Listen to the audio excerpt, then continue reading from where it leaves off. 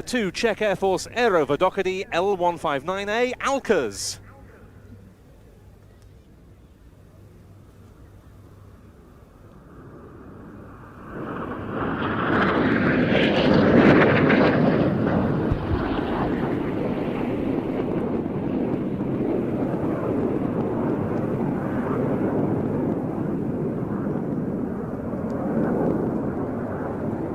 So on that first pass, we saw a simulated low-level bomb drop. We'll see a number of different attack profiles, very much a role demonstration as opposed to an aerobatic display.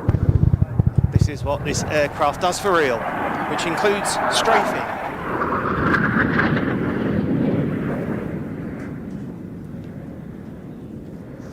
Really interesting aeroplane, this.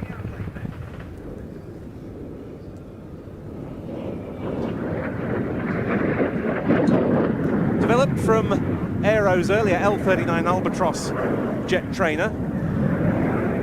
And it came about to help take advantage of Western technology that after the fall of the Berlin Wall and all of the changes that occurred across Eastern and Central Europe was now available to the Czechs.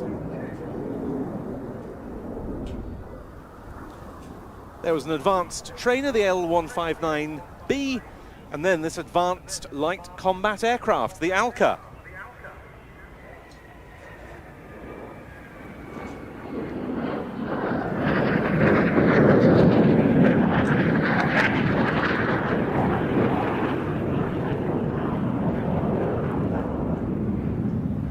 The Czechs ordered 72 of these jets. They can carry a variety of air-to-air and air-to-ground weapons. And they help replace some of the aging ex-Warsaw Pact types that the Czechs still had in service. But the fleet was chopped quite dramatically to the point at which just 24 of the Alcas were still in use. Some of them were converted into L-159T1 advanced trainers.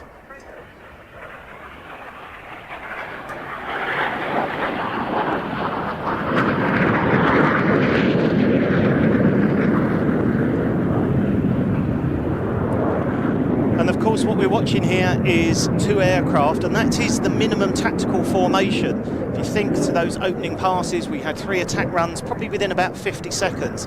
That is always the idea, to get the firepower down onto the target as quick as possible, but also as safely as possible. So while one aircraft is attacking, the other is repositioning or providing extra support for the attacking aircraft, whether that's looking out for fighters, looking out for surface-to-air missiles, looking out for other targets.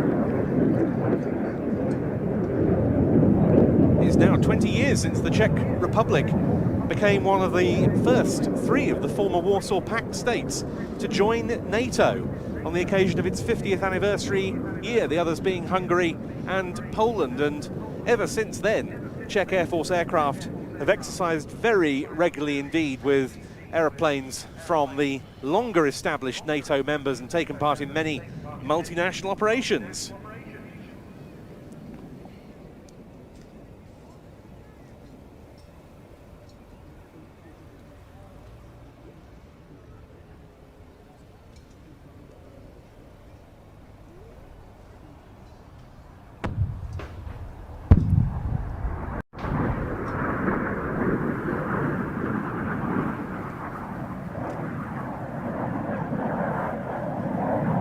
A very successful toss attack there from the 2 L-159s.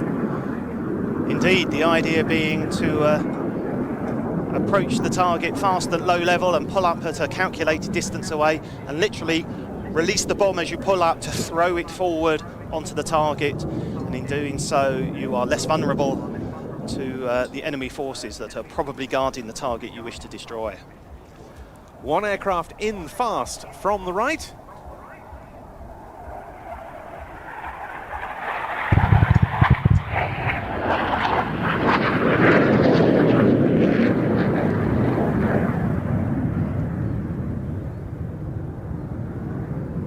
And the other at slow speed from the left.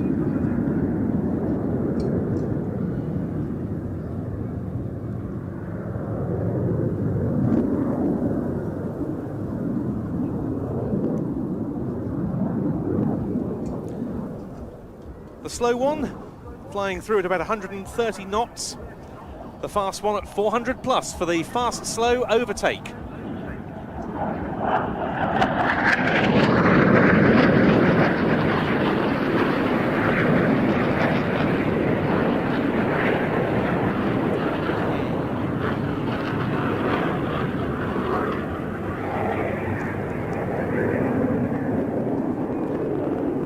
The Czechs are now inducting the L-159T2 model, which is a combat-capable two-seat trainer converted from these single-seaters. They're getting 3 of those.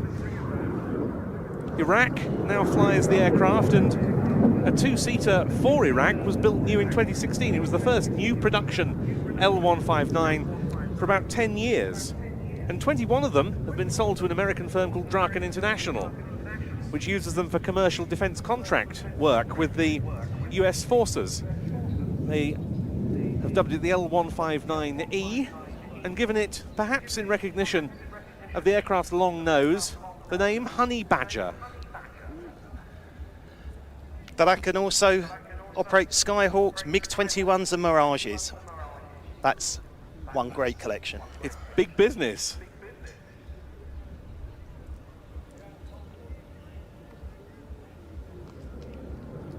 Very nice rolling and crossing brake.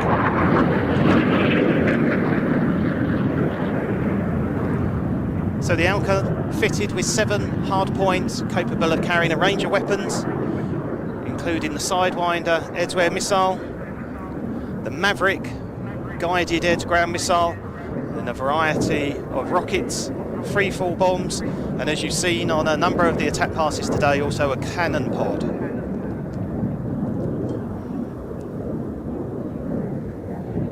The 2 pilots, Michal and Aleš, joining up once again to our right as they come towards the end of their sequence, both of them from the 212th Tactical Squadron, stationed at Čáslav.